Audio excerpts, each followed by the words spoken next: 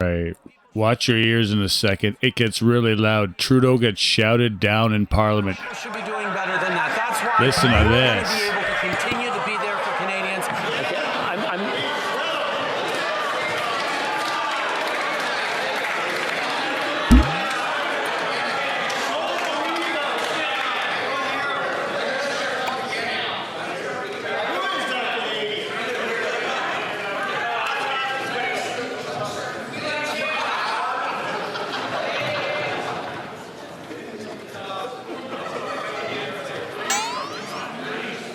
Are we ready to continue? Order. Order. The Right Honourable Prime Minister, please continue. Mr. Speaker. So that went on for a whole minute. Trudeau got shouted down. It was, well, basically it's telling you what's happening in Parliament. And then at 3:30, he flew to New York, right? So he did this thing. So here he's going his thing. And this is this expression that he's getting yelled at. He's not very happy. Here it goes on. Check it out.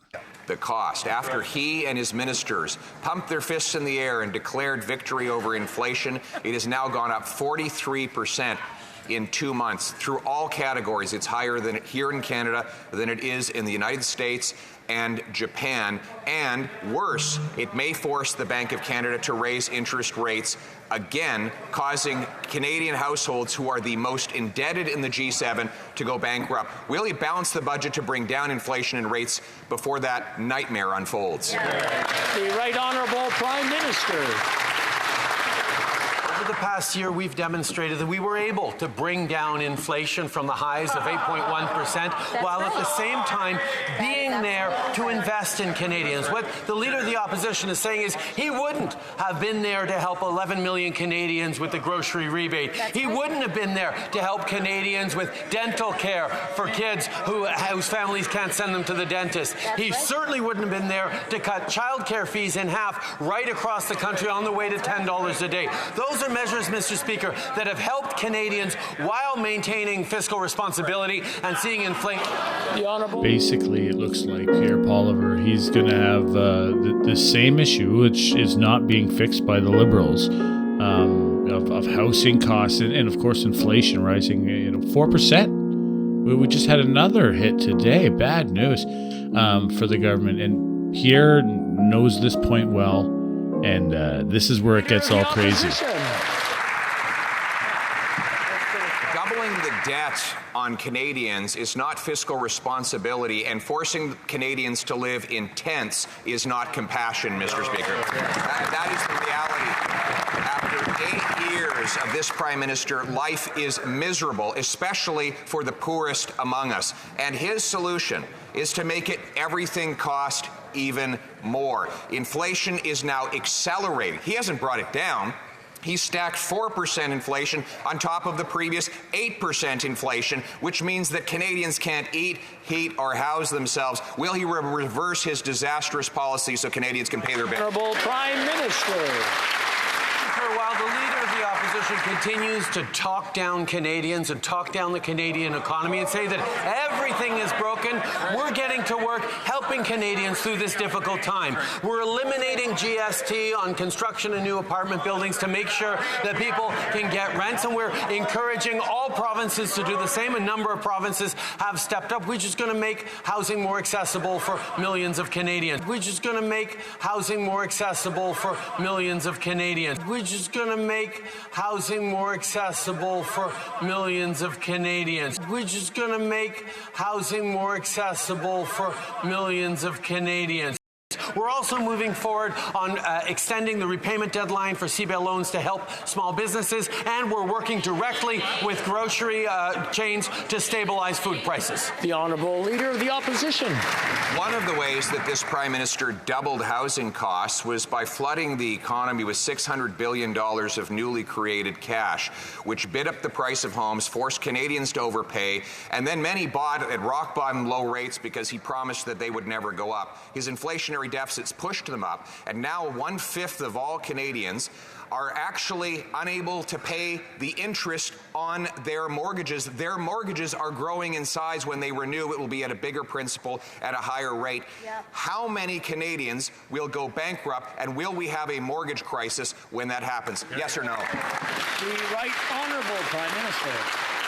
Speaker, we know Canadians are struggling right now. I heard from a mom from Oakville who actually said that her mortgage costs went up the same amount as her childcare costs came down. Thank God they canceled each other out, but people should be doing better than that. That's why we're going to be able to continue to be there for Canadians. Change to stabilize food prices.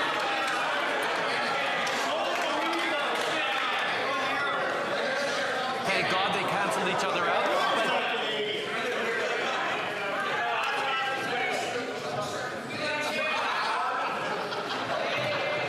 Down. Thank God they canceled each other out. But are we ready to continue? Order. Order. The Right Honourable Prime Minister, please continue. Mr. Speaker, every now and then the Conservatives show their true colours and react over the top, not just with rhetoric, but in attacks on things like childcare that we know they disagree with. We know they don't believe in making childcare more affordable, and every now and then they show it, Mr. Speaker.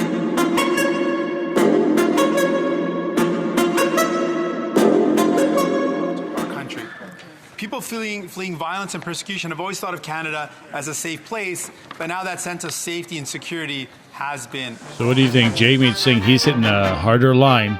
He's sounding tougher, and it looks like things are shifting. I honestly think so. And the last is just hilarious. So my question to the Prime Minister, for people that have received credible threats of active credible threats of violence to their lives here in Canada, what is the plan to provide them with protection so they can be safe in Canada? Right Honourable Prime Minister.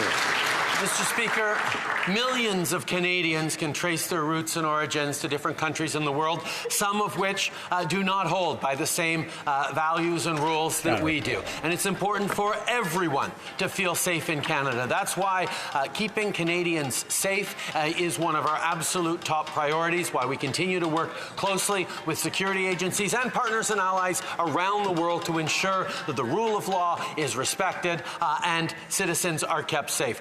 We know there is much more work to do. We will continue to stand strong for the rule of law, continue to keep Canadians. The Honourable Member for Calgary, Forest Lawn. The NDP leader just now asked why we should trust this Prime Minister. Why does he continue to trust this Prime Minister and prop him up over and over again? The Liberal NDP inflation pile drives Canadians further, up to 4% now. This Finance Minister was doing victory laps just 2 months ago, saying that she stopped inflation. It's gone up 40%.